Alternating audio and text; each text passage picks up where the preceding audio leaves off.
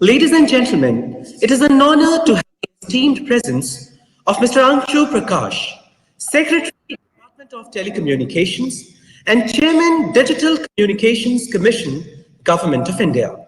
Sir, may I please request you to deliver the inaugural. Thank you, sir. Thank you, Aman. Am I audible? Can you hear me? Yes, sir, you're audible, sir. Okay. Mr. N.G. Subramaniam, Chair, TSDSI. Mr. Enrico Scaron, Chair 12M Steering Committee. Mr. Kunal Kumar, the young Mission Director, though Senior Officer is a Joint Secretary, Smart Cities Mission. My colleagues in DOT, Dr. Rajkumar, who heads CDOT,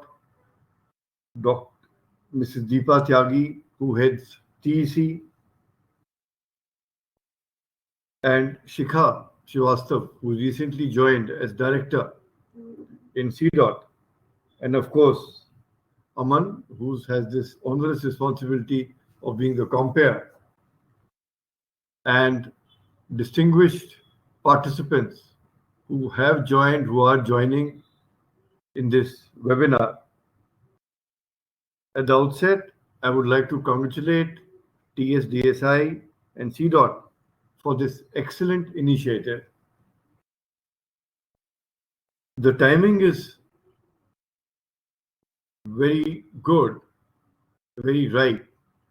We have already started the 5G trials, albeit late, and we hope to roll out 5G networks in the country sometime about mid next year. And right now, the impact of COVID in the second wave is also on the decline. Of course, the risks are there, certain states are showing figures, etc. But things are normalizing. So it is right time that we get on with our business and get on with our responsibilities of taking technology forward and for giving the nation the best from what we have. TSDSI and CDOT and TEC, I see them as three pillars. TSDSI is a standards development organization. It has participation from the private sector and from the academia. So this is the link which we have where all stakeholders are coming to us from TSDSI. CDOT, established way back in 1984, has an phenomenal track record and now is under a very able leadership of Dr. Rajkumar Upadhyay. It is engaged in R&D and in making applications, which is what M2M and IoT are all about. And TEC gives the institutional mechanism of putting all these applications, the systems together, and the official seal that yes, this is now to be adopted. All three have a very important role, and it would be good if all three continue to work together. Though I am aware that in this particular seminar, it is essentially organized by CDOT and TSDSI, but certainly TEC is very much there, and the presence of Deepaji shows that we are all together. Now, what is M2M? What is IoT? Most of you know it much more than me. And even our good friend Kunal is also an electrical engineer. So I'm sure his knowledge base is far wider than me. So I will not waste my time in trying to tell you what is this and what are the benefits. I think I'll focus the time you have given me on some policy issues. Now, Rajkumar was very kind. He gave me a prepared text with a lot of points. But sorry, Rajkumar, I'm not following that. I'm just speaking my mind. And I'm just going to give you some policy issues which I think are important. The first is about standards. I think it is critical that we must have standards which are adopted and recognized by everybody in India. And these standards have to be linked to international standards. So what one M2M is doing, what other SDOs are doing, because ultimately we have to have interoperability, we have to have economies of scale. We cannot have production only for India. We have to think and plan and make our networks and make our apps which will be used everywhere, use equipment which can be used everywhere. Similarly, for other countries, they'll also have to do similar progress. Then the question of smart cities. Now, while smart cities, we are only talking of 100 cities, that does not mean that cities which are other than 100 don't have to become smart. So obviously, our M2M, IoT proliferation and penetration will go hand in hand with penetration and proliferation of our broadband networks. And as 5G expands in its scope and its footprint, our smart cities and smart applications and better leveraging of technology has to expand. But yes, these 100 cities will be the torch bearers, and it is very important that different government departments work together. And Kunal, I especially urge you that in the tenders which are being done by various cities, each one of them tends to have their own specifications, tends to have their own standards. It is critical that these are uniform, because this will also lead to a lot of saving of public money, because the cost will fall if the market size becomes more. Then we come to which applications are to be adopted, which are to be promoted, which are to be devised. So if we look at hierarchy of use cases, not all uses have the same priority. For example, in India, if we say we are going to have driverless cars in 5 years, I don't think that is a priority at all. We have to focus on priorities which are socially useful, priorities in the area of education, health, civil supplies, ease of living, ease of doing business, empowerment of individuals, traffic management, law and order. So here there will be a difference between the priorities of other countries and priorities of India. Indian priorities will be more where other developing countries are also in the same kind of game. So this is where I think CDOT's role and of TEC becomes more important. Uh, we have to ultimately keep the common man in our mind. What is going to benefit him or her? So that is where our focus will have to be. And Indian context becomes critical. Now 5G networks will come, but enhanced mobile broadband is going to be a very small use of 5G. I don't think most of us will even realize that our phones are working faster and better, because 4G itself, the networks are working well, the speeds are quite high. I think it is the IoT and M2M applications which really are enabled by 5G because of the number of devices per square kilometer.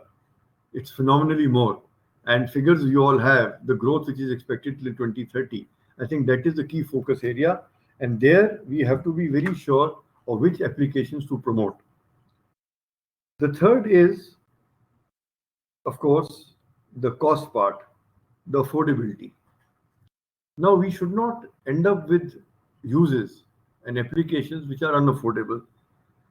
I would like to take the example here of the social media and OTT platforms. The way they have taken off is because the price is so little and they are of immediate use to the common man. And proliferation is across India, even in rural areas. The broadband usage in India in the last 7 years has increased more than 10 times in rural areas as compared to urban areas. 10 times more growth. So we have to keep that in mind. Also, many of our applications will tend to replace labor. Now, in a country where the capital labor ratio is different from India and labor is very expensive, this may be very desirable. But in India, whether we need to have labor displacing technologies, yes, if they ultimately benefit us, we do. But then this should go hand in hand with skill development and retraining, training and retraining, so that the labor is not rendered unemployed. We have to be very careful of this. And the incrementalities of growth in GDP must take care of the incrementalities which will happen in increase of labor force. So we should try to use applications which are not going to replace labor. So we have to think on that terms also. Then there are security issues. I think security issues become critical as our networks proliferate. We become more vulnerable. We become more vulnerable to hacking. We become more vulnerable to a dependence on networks which may not be in our hand. It becomes critical for all of us who are managing networks to have clear layers of security and to have equipment which we can rely upon. Local manufacturing IPR, that again is something we are very keen on. When we are talking of Atmanirbhar Bharat, it encompasses our IPR, where our contributions are very less till now, and also local manufacturing of devices. The entire device ecosystem has to be given a fillip in India. That is also part of our endeavor. And also our contributions to 1M2M must increase. So here TSDSI has a very critical role, and I'm sure NGS will be looking at this to see what can be done. 5G rollout and rollout of M2M IoT ecosystem should go hand in hand. It should not happen that one precedes the other, because that will be a waste of time. They must go hand in hand. Then there is also issue of private networks. Now TSPs will of course give us 5G, but then there are areas where there will be some private networks, say in an industrial estate, where a lot of applications will be there of M2M and IoT. So we have to also focus on that and see how that will work. We have to also see on strengthening of our backhaul and right of way, because ultimately how well our networks function will determine how well our devices for M2M and IoT work. Weak backhaul, poor networks will lead to disappointment. So right of way again becomes very important, and here also smart cities will have to play an important role, because right of way must be easy to get and affordable. Then there is this entire issue of new spectrum bands. As we go along, we have to explore new spectrum bands which give us higher bandwidth and higher speeds, and how we have to factor them in our entire scheme of things. The role of government will be for unblocking the bottlenecks, and believe me, there will be hazard bottlenecks. There will be many bottlenecks. So we have to work together, apply our minds, put our heads together to unblock, to de-bottleneck, as to say. We have to leverage India's strengths of youth, of IITs, of academia, of startups, encourage them to move forward. We have to engage with the youth to get the best of our young minds, and there must be a mechanism which can nurture ideas. We have a champion sector scheme, but maybe we need a specific scheme for IoT and M2M, where from ideation to commercialization, there is an end-to-end solution platform which is available. I think it is necessary that we should start an annual event on M2M and IoT. Like we have the India Mobile Congress, maybe alongside that, before that or after that, we should have an annual event on M2M and IoT, which we can start from this year itself, to bring all stakeholders together. And I think DOT should take a lead in this. So maybe CDOT, TEC, with our concerned divisions here, can plan such a thing. Last thing which I would like to say is that we need an institutional mechanism, standard operating procedures, and rules of the games, and maybe some legal framework.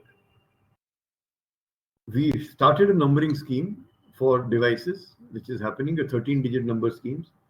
We have made certain guidelines which are now in public domain, and we have invited comments, and we are going to have an interface with the academy also on M2M and other stakeholders with centers of excellence. But this is another area where government will have to take a lead. And all this has to be done in a time-bound manner, in a synchronized manner.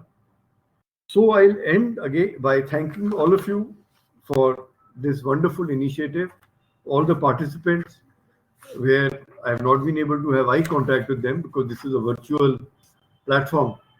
It is difficult to get attention of everybody at the same time.